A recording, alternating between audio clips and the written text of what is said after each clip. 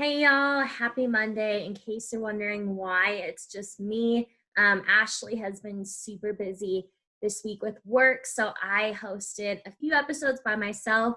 And today's, I am so excited for you guys to hear because it is featuring Dancing with the Stars pro Pasha Pashkov, and oh my God, as soon as the interview was done, I think I texted just about everybody saying he was so amazing. I cannot wait for everybody to hear because he has so many stories and he's such an amazing person. And for those of you who maybe don't know who he is, he last season was paired with Kate Flannery from The Office. This season was paired with Tiger King's Carol Baskin. So, of course, I had questions about his partners, and then just about life in general and dealing with trying to put a show on during COVID. So stay tuned. I hope y'all enjoy it and have fun. Have as much fun as I did.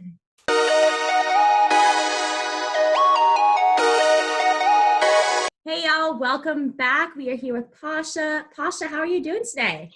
I'm great. Thank you for having me. Of course. Are you in LA still, I'm sure? I'm in LA. Yes. Yes, I'm in LA. Not really traveling anywhere right now during the season. Trying to be extra cautious and trying to stay in one spot as much as Gotcha. Well, possible. we appreciate you taking the time. So it is called story time. So we're going to ask you a few stories. So we'll start from the beginning. How did you start dancing? Like, what made you want to get into dance? All right. So it's kind of like a two-part story. All right. So it's a little reality TV show over here. So first of all, I was in a dance class in school, and it's basically like a mandatory regular dance class that, let's say, you have physical education, and then the next semester you have a dance class. And it was back in Russia, so I was like 7 or 8 years old at that time, and it's just one period, and everybody has to learn a couple of steps, just a little like just so you can hear the music and do a few claps or whatever it is. And then the teacher that was teaching that class, she said that she saw some kind of a potential in me, that like I was picking up things quite fast. And um, my older brother went to the exact same school that I did. And she came up to him, he's 7 years older than me, and she said, I think your brother has like some good potential, so maybe he can stay after school, because we have an after school program for ballroom dancing, like already like more specific ballroom dancing. My brother said that to my parents, and they asked me, and I was like, yeah, absolutely, I'm gonna do it. So that's how I started going to that after school ballroom dance program. Went for like a couple of months, did my first competition, lost, never wanted to do it again. And I stopped. And then 2 years later, my mom's friend calls her and she says, my daughter does ballroom dancing and she doesn't have a partner, so we're looking for a boy. Like, does your son ever thought about dancing? She's like, well, he kind of danced a little bit, let me ask him. And I was like, yeah, let me try it. So, and at that time I was doing everything. I was doing like tennis, swimming, like martial arts.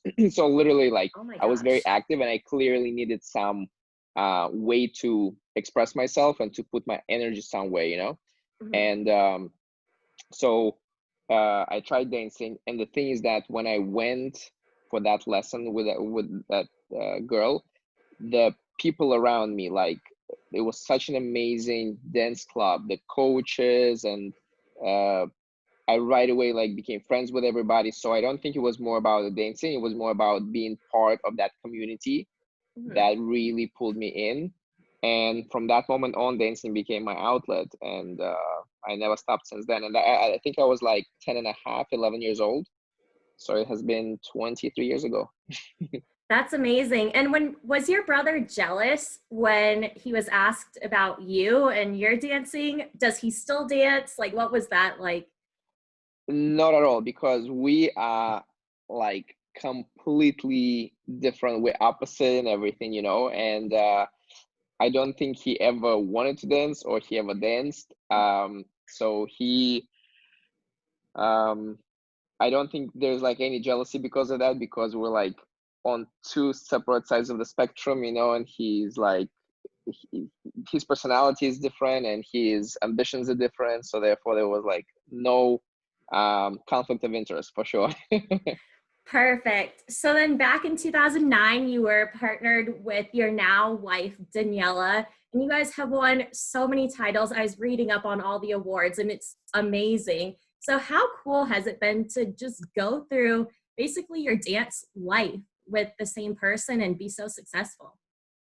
You know what? It's honestly, it's the best because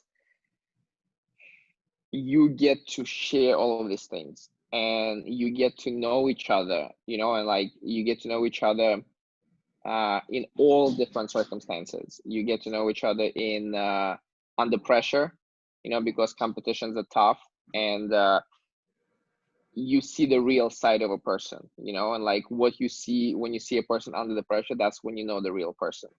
So first of all, obviously through competing together, everything, we got to know each other so much better. And Mhm. um, just because it, the whole competitive career, you know, it involves, obviously we teach, you know, like to make money, we're teaching a lot. Uh, so we're in the studio all the time next to each other. We live together. We travel together.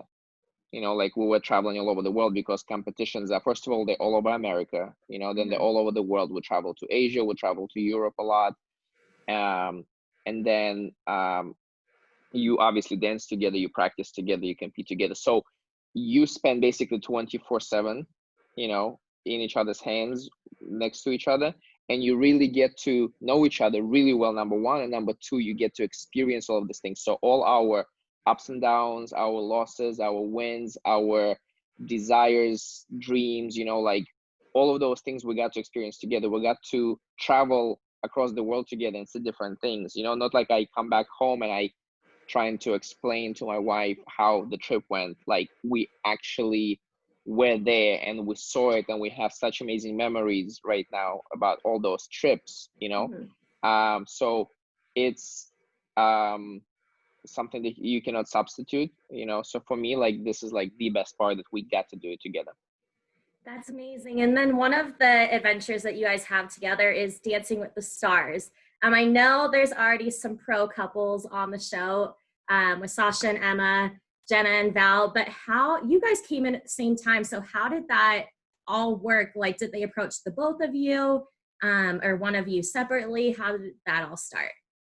Well, yeah, you're right that there are other married couples, and they did get married while they were already on the show. Mhm. So we, like you said, we entered into this field already married. Um, so what happened is, I think they were looking to bring some fresh blood into the show, and it wasn't like specifically we want like a married couple, obviously. So there were auditions, and they were auditioning a lot of people, and we both auditioned. Daniela auditioned virtually because she was on tour with Derek Hoff at that time. Mhm. So she was like submitting things, and I think like video conferencing, and I auditioned in person.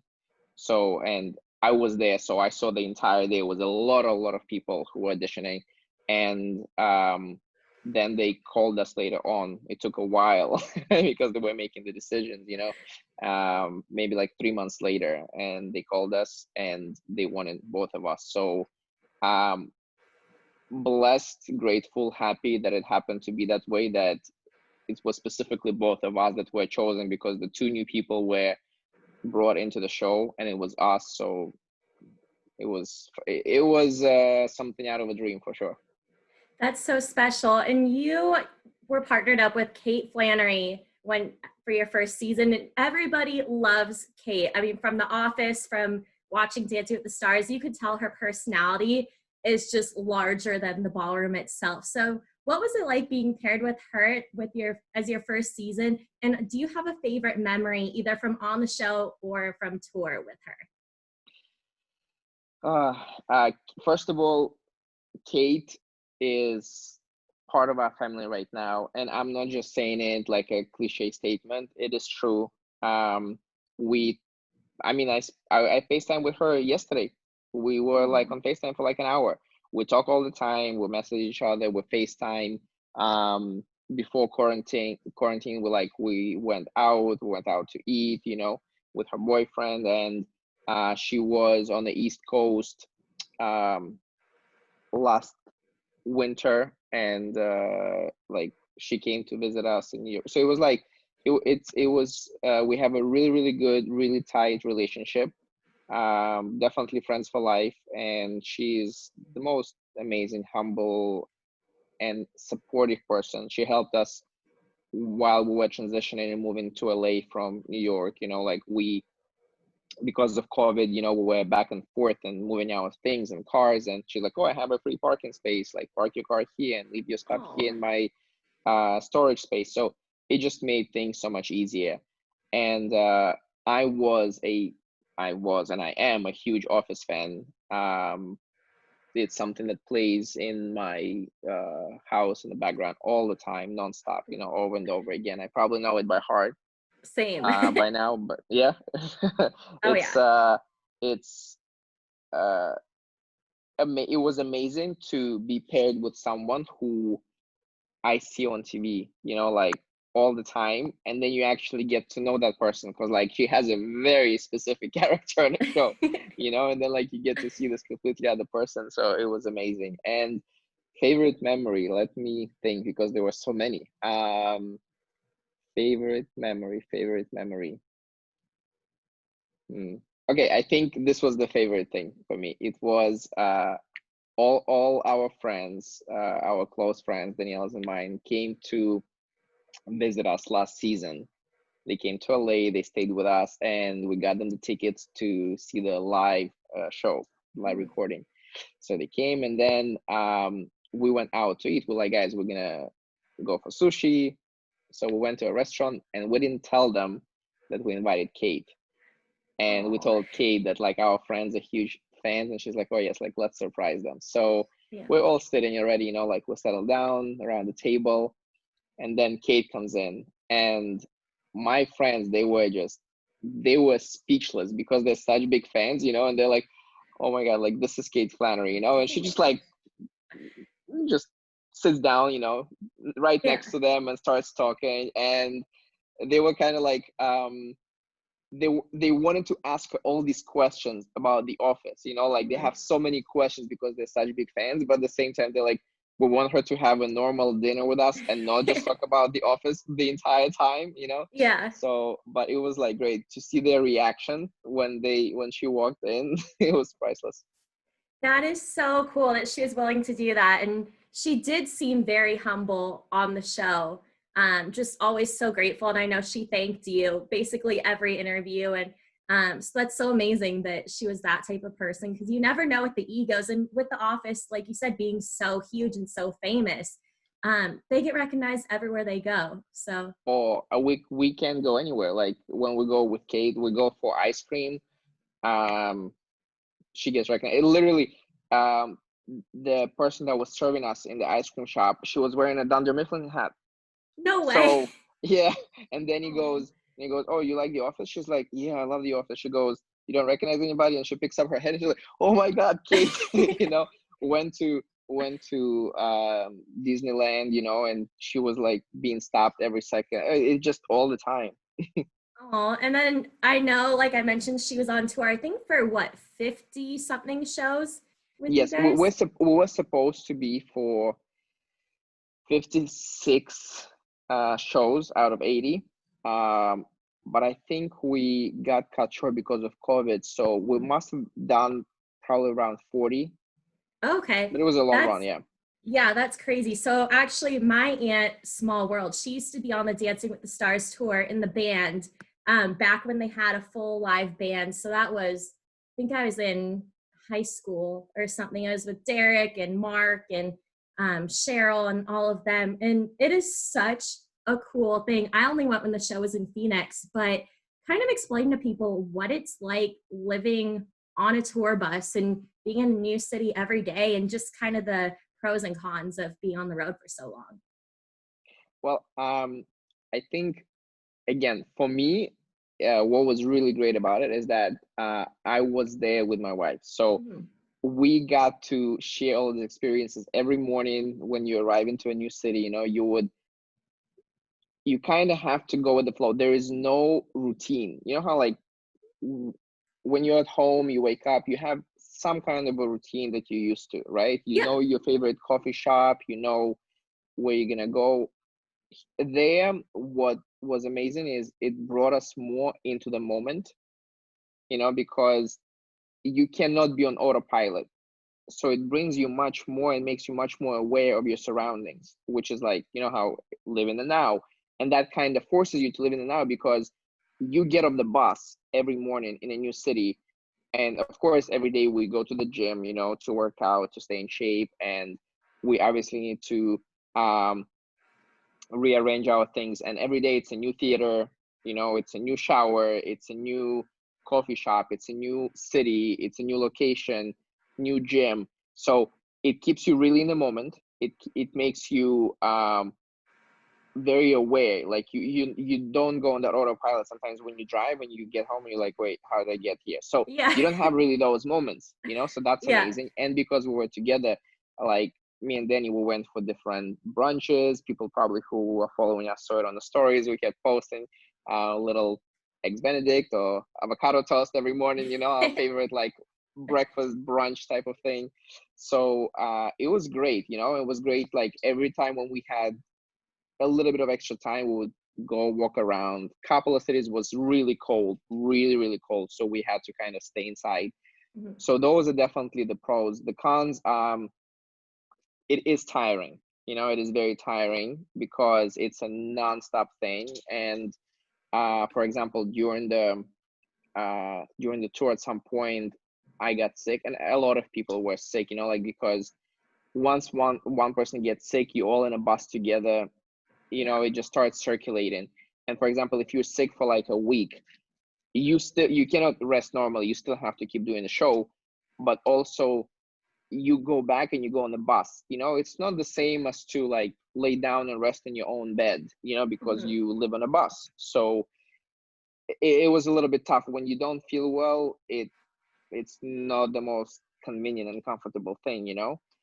um Another good thing is, of course, the atmosphere of everybody together. You finish the show, you take a shower, you jump on a bus, and in the evening we would all play like different TV shows. Our bus was obviously the best bus. Duh. Not even gonna like no, not even gonna argue with that. It's we had the most fun bus, and we watched the Vikings, we watched we watched some. Oh, it was also like around the Oscars time, so we watched Parasite and like all those movies and Yeah. Ford versus Ferrari. So every night, you would like sit all together, eat, watch a TV show before you go to bed. Kind of like unwind after the show. So those things are obviously priceless. Because how often can you meet up with your friends and just like watch TV every night? We did it every night. So that's also an amazing part of tour for sure. All right, so what are your thoughts on you? Because I hated the first two episodes and then I got hooked. I'm like, I know he's a total creeper, but I am so attached to this show. I cannot relate to that specific thing that you just said because I missed the first few episodes because I joined the tour a little bit later and they started already watching it. So I didn't get that chance of getting to know the show, but because everybody was so into it, they're like, we're just gonna keep watching. I was like, I'll just jump in. They kind of narrated the story in 15 minutes to me what happened in the first few episodes. So I jumped in later, and of course it's a show that gets you hooked. Mhm. Like you do want to keep on watching the show. Um, I cannot say that I was rooting for him. Like definitely not. Yeah. Like I was definitely not rooting for him. And I don't think I ever necessarily understood or got him. But maybe it's also because I didn't see the beginning. Mhm. But it's definitely something that keeps you hooked and keeps you like a cliffhanger and you just want to keep watching. So they definitely did a good job with that for sure. For sure. Got those creepy vibes mastered, for sure. So like you mentioned, the tour unfortunately was shut down due to COVID. I was so bummed. I live in Reno now and you guys were supposed to come and I was gonna go Yeah, see the show, but we completely missed all of the warm times, you know, like we were there like January, February, and mhm. in the coldest part of the country, and we were like in Minnesota and in Boston, and it was freezing. And then we're like, okay, it's March now, it's gonna go into like some warm cities, and we're gonna go to California, and that's when it got stopped. I And know I'm it sure was like we felt very bad for all the fans that did not get to see it because of course like I didn't mention it because I was kind of talking about behind the scenes what's happening on tour, mhm, like what like our life is there, but obviously a huge part of the tour, like that I think it's even not worth mentioning because it's that obvious, but it's the live audience, you know, mhm, when on the show you're performing, you have like on a TV show, right? You're performing to millions, but through a camera lens, you know. And mhm. here you get to see and feel their reaction. It's a back and forth. It's completely different. That's something that's undescribable and definitely keeps us fueled. And I think that's the only reason why you can do like 80 shows is because of that. Because even if you're tired, you come out and you feel that live presence, Mhm. it feeds you back. You just can't not give it your all. So fans do still get to see you or did get to see you on Dancing with the Stars this season. Obviously with COVID, I know there's no audience, but you were paired with a contestant that I think blew up my Twitter feed when she was announced, Carol Baskin from Tiger King. I won't get into too many questions because I know there's a million that surround her. But did you watch Tiger King ahead of being partnered with her? And two, what was she like as a partner? Because she seemed so sweet and like so vulnerable on the show.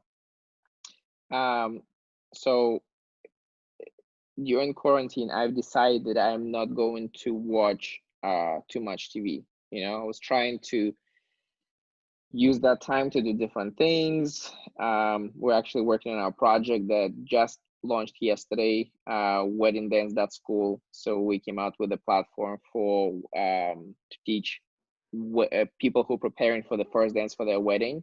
You know, we're putting together like online courses, so it's Mhm. very easy and convenient. People can learn at home and just enjoy. It's like a mini date. You know, you just turn on the TV, there you do a little dance lesson with your future husband or wife, you know, a little wine. So it was our project. We were working on that a lot, you know, thinking that through. And I was like, I'm not gonna like watch too much TV because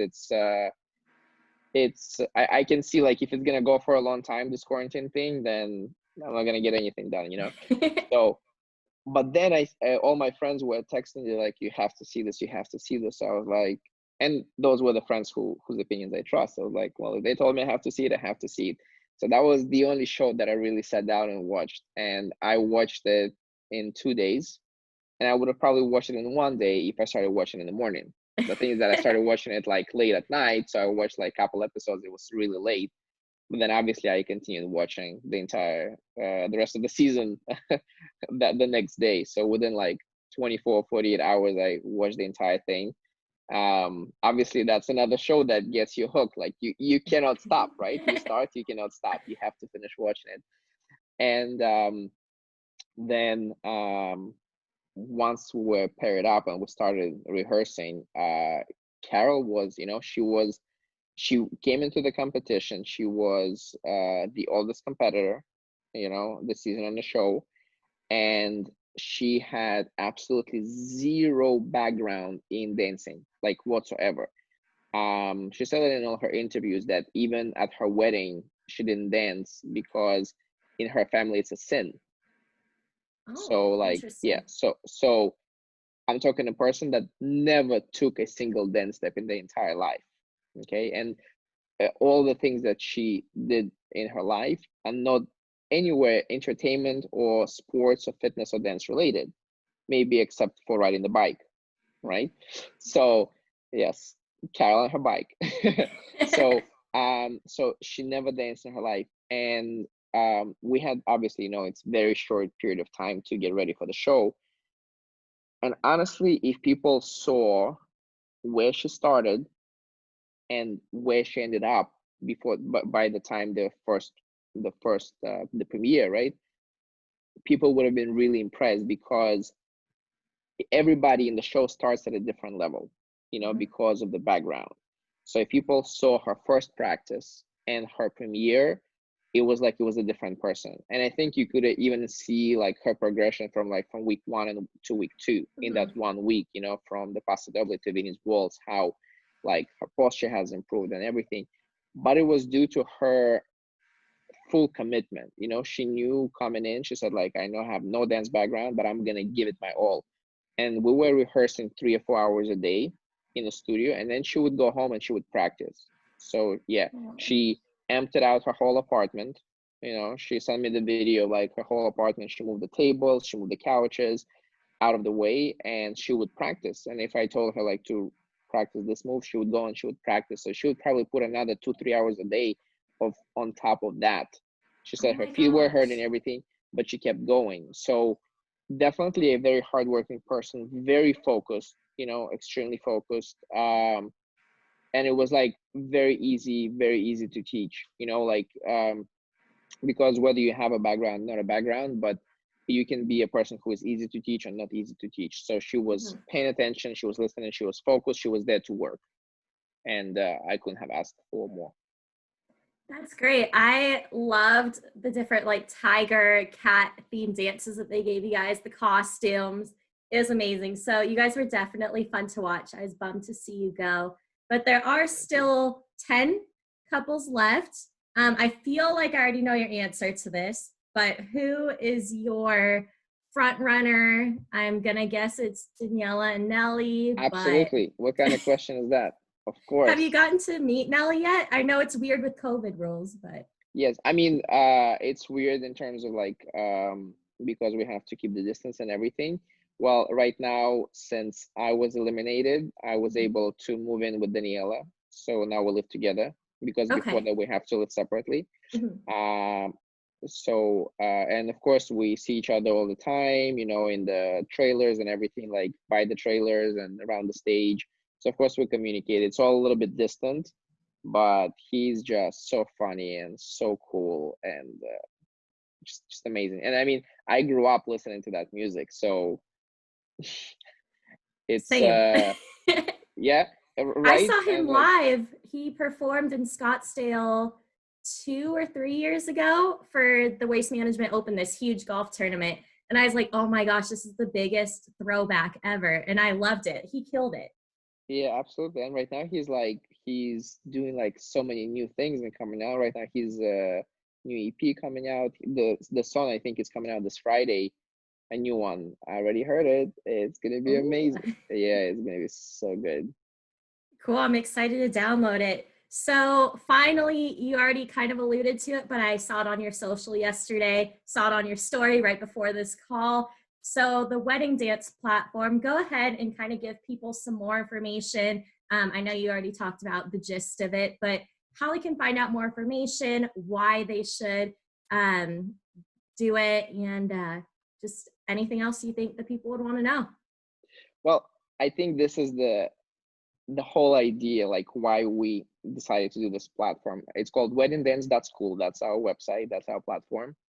And I feel like most of the 99% of the wedding dance couples end up dancing a ballroom dance at the wedding, right? Be it like a social foxtrot or a little bit of a Venus waltz or something else. It's a ballroom dance. So, and at the same time, 99% of the couples that are preparing their first dance, they've never danced a day in their life.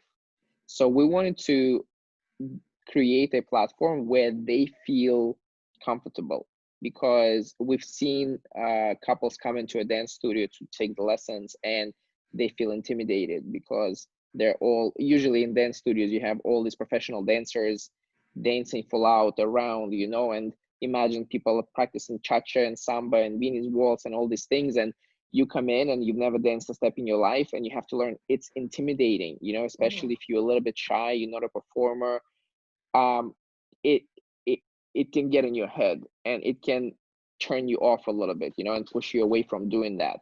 And the first dance is it's like such an iconic thing at the wedding, and honestly, I think the best photos that people have at the wedding, a lot of them are from the dance, like in a Mhm. little dip or something, because it's dynamic, it's not posed, so it's very real.